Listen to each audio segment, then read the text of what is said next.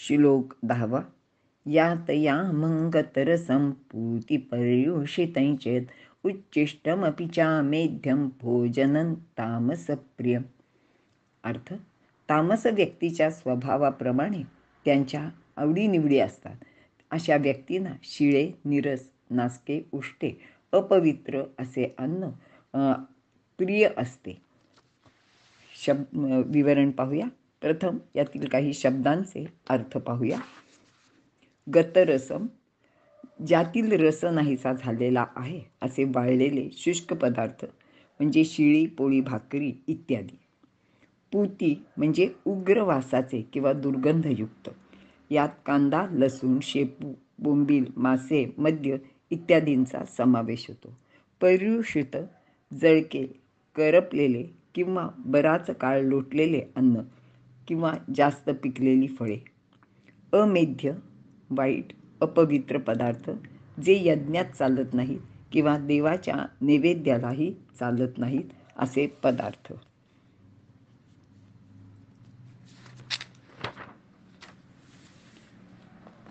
विवरण. नासलेले, तयार होऊन खूप वेळ झालेले, कृमी कीटकांनी अपवित्र केलेले, अस्वच्छतेमुळे सदोष झालेले, अपवित्र, दुर्गंधीयुक्त, उष्टे अन्न म्हणजे तामस अन्न. असे अन्न प्रत्येक रोगाचे व शारीरिक अस्वस्थतेचे कारण असते. बुद्धी मलिन करते, आयुष्य क्षीण होते, त्यामुळेच अनेक प्रकारचे कष्ट उत्पन्न करते.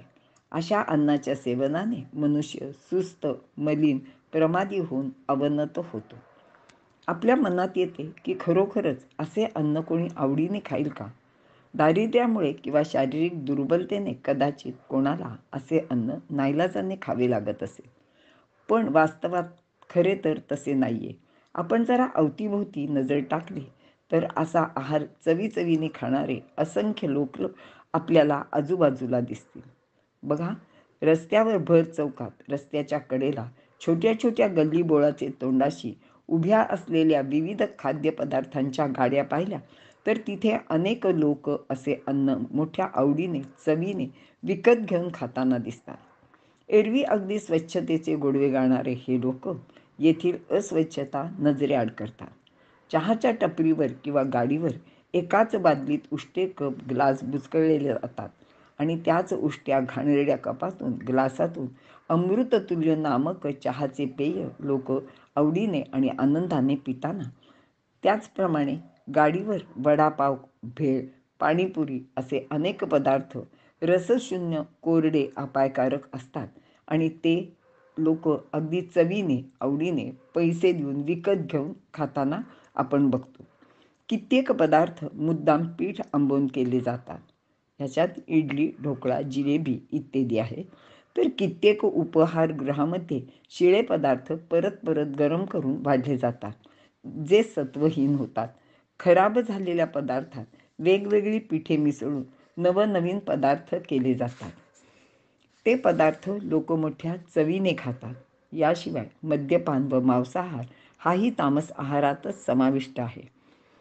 ज्ञानदेव म्हणतात, त्या अपेयांच्या पाणी, अखाद्यांच्या भोजनी, वाढवी जे उतानी तामस येणे.